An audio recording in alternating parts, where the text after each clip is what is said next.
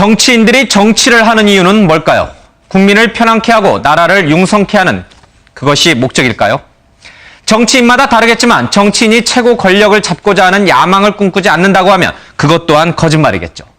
박근혜 대통령이 취임한 지 7개월이 남짓 지났는데 벌써 미래 대통령을 얘기한다면 어떨까요? 그런데 박 대통령이 레임덕을 맞은 건 아니지만 정치권에서는 농담 반 진담 반식으로 미래 대통령 얘기가 나오고 있습니다. 친박계인 윤상현 새누리당 원내 수석 부대표가 지난 주말에 구설수에 올랐습니다. 윤 의원은 일요일마다 다음 주 국회 운영과 관련해 기자 브리핑을 하는데 어제는 좀 과했다는 얘기가 나오고 있습니다. 잠깐 들어보겠습니다. 당에서 이거 올라갔다 이런 여러 가지 얘기가 나오는데 신문에서 나온 대로고 또 공기업 인사가 하도 늦어지다 보니까 당에서도 청와대에다가 빨리 해달라 주문하고 있는 상황이고 그래서 제가 예측하기로는 빠르면 조만간 시작되지 않겠나 이런 생각을 하고 있습니다. 그런데 윤 의원은 여기서 한 발 더 나아가 보건복지부 장관의 안종범 새누리당 의원이 더 가능성이 있다는 사적인 얘기까지 꺼냈습니다. 또 북한이 지난 2002년에 박근혜 대통령이 북한에 가 김정일 위원장을 만난 내용을 공개하겠다는 협박에 대해서도 공개해도 별 문제가 없을 것이라고 말했습니다. 국정원 개혁안과 관련해서는 국정원이 국가 안보와 관련 없는 기관에는 상시적으로 출입하지 않을 것 같다는 말도 덧붙였습니다. 어떻습니까? 공기업 인사 전망, 장관 지명, 국정원 개혁, 대통령의 과거 발언 이런 것을 언급한 것만 놓고 보면 윤 의원이 마치 청와대 홍보수석 같기도 하다는 착각이 듭니다. 혹시 이정현 청와대 홍보수석이 윤 의원의 발언을 마음이 상하지 않았을까 싶기도 합니다. 야당에게는 또 하나 건수를 던져준 셈입니다. 이쯤 되면 여당이 차기 대통령으로 모실 분은 명확해진 것인지 궁금해집니다. 박 대통령이 2002년 방북해서 무슨 말을 했는지 모두 알고 있는 것 같습니다. 깐다고 해도 내용이 없다고 했습니다. 제2의 김무성 의원입니다. 그런데 야당은 윤 의원의 말을 비판하면서 갑자기 왜 김무성 의원을 끌어들였을까요? 김무성 의원은 한때 친박계의 좌장 역할을 했습니다. 지금 윤상현 의원이 그 역할을 한다는 의미에서 야당이 그런 논평을 했는지 모르겠지만 김무성 의원으로서는 역시 불쾌했을 법합니다. 친박계 좌장이었다가 박 대통령이 친박계는 좌장이 없다라고 말하면서 사이가 멀어졌던 김 의원은 지난 대선에서 총괄 선대본부장을 맡으면서 강력한 카리스마로 그 존재감을 다시 드러냈습니다. 원내에 복귀한 김 의원의 목표는 차기 당권이라는 말이 들립니다. 그래서인지 김 의원은 당의원의 3분의 2가 참여한 역사 공부 모임을 주도하며 명실상부한 당의 실세임을 입증했습니다.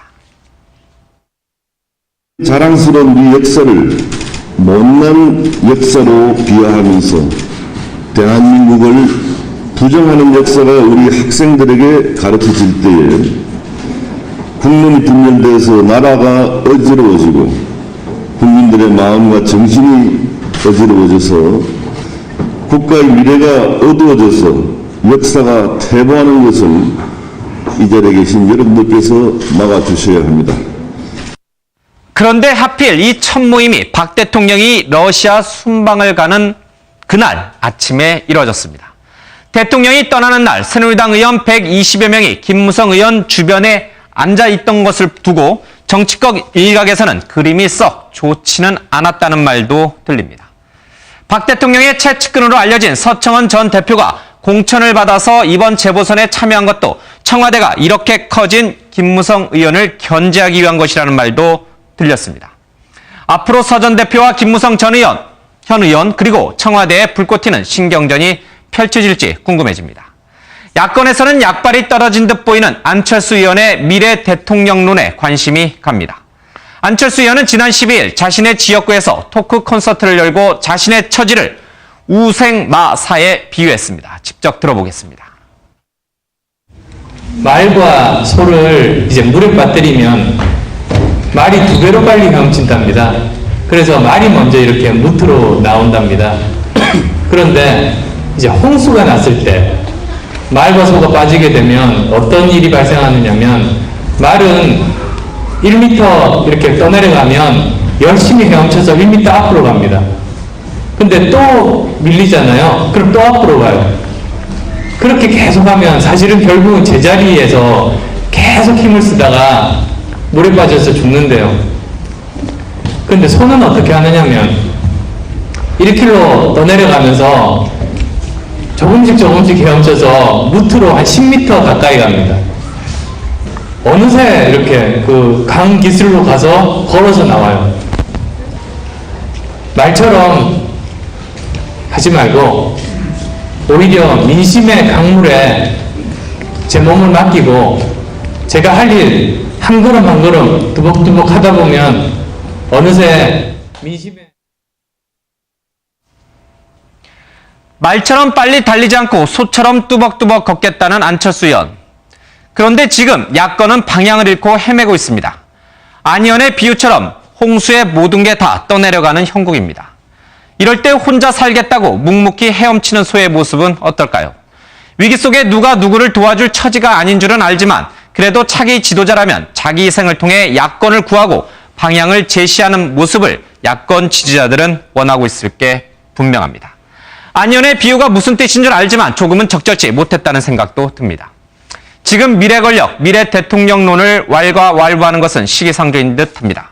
그런데 정치권이 하도 하수상하니 이런저런 얘기들도 나오나 봅니다.